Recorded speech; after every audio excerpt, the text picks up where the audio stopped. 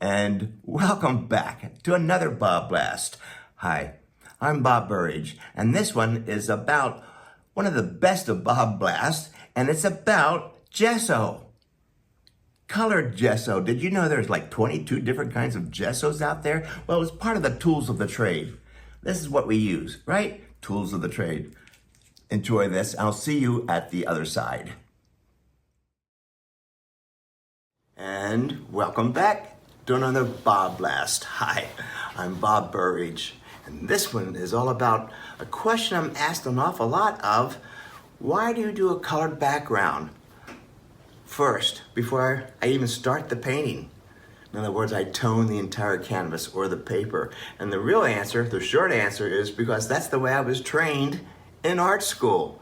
And why we do that is you kind of like get command of the surface. You're the boss. Besides, it's kind of nice to start halfway. You know, you put down a warm background or even a cool background. For me, it was a warm background. You could actually see them peeking through, and that's what I like to do. When they peek through, and it gives it that je ne sais quoi. See, when I scrape into it while it's still wet, it creates these nice drawing lines. Here it's pretty subtle. It makes the body look like it's glowing. And here I just wanted to show you the paper was originally orange, warm, but then you can see how I come back in and start letting some of that warm color peek through. This is on a canvas. Okay, so, and then, you know, my landscapes always start off orange, and it gives it a nice glow. I think that's what I like about the orange. Sometimes it's pink, and some of the books out there say, use some red. That works too. Let me show you my materials.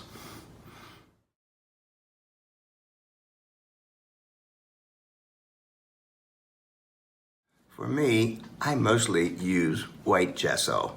It's pretty common, it's everywhere. But did you know they also come in different metallics, you know, and different colors? Down here, I'm showing you exactly what I'm using. For gold, I found that the Daniel Smith Acrylic Gesso, it's an iridescent gold.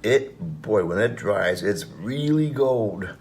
Almost like pearlescent gold. So just to let you know, this is the stuff that I use. Now, that's the Daniel Smith, but also, did you know the Holbein paints that you know I love so much, they also have like 22 different colors of gesso.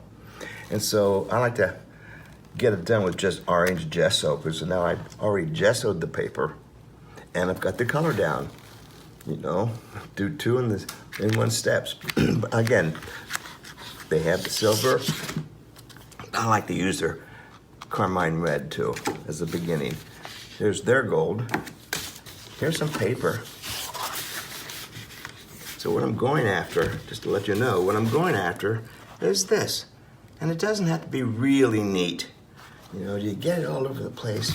And I think I will use some orange gesso. I don't do this very neatly. I just get a big wide brush. I pour it right in the middle. Everybody has their own technique. And I use lots of water. Look how far this stuff goes, because it's very thick. It covers fantastic. I'm using a lot of water, and look how it flows. And this will dry within a few minutes, and it's done. And usually I do several of them, let them dry. Here's the gold. I'll do the gold. Look at that metallic gold. I know it's probably driving the camera nuts, but there's your metallic gold. And the reason I do that, for me, is here's a good beginning of one of the ones I'm working on. You can see the gold and the orange peeking through while I scrape and scratch and start putting on other levels. So that's kind of a big way of, the most simplest way of why I use different colors. Let me show you another thing you can do with different colors background using rubbing alcohol.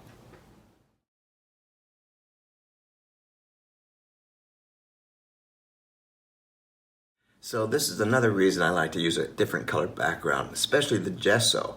So this is one of those wooden panels. And so I put an orange tone gesso over the whole thing. And then after it has dried, I splash isopropyl alcohol, rubbing alcohol. Doesn't matter if it's 70% or 90% at the drugstore. And I put some in my hands or in a sprayer, and I just throw it on here, and this is the result you get. Not all the time, but you want to make sure that the color underneath, the gesso underneath, is really, really dried. And it's a dry day. It won't work as well if there's a lot of moisture outside. All right? So it works really great in California for us. So here we are, down here on the table. I'm going to do the same thing. And again, it's unpredictable. This is one of those play things. Now, I put my isopropyl alcohol not in one of those little misters, pss, pss, pss, pss, pss. Don't do that. That's ridiculous. It turns into a vapor.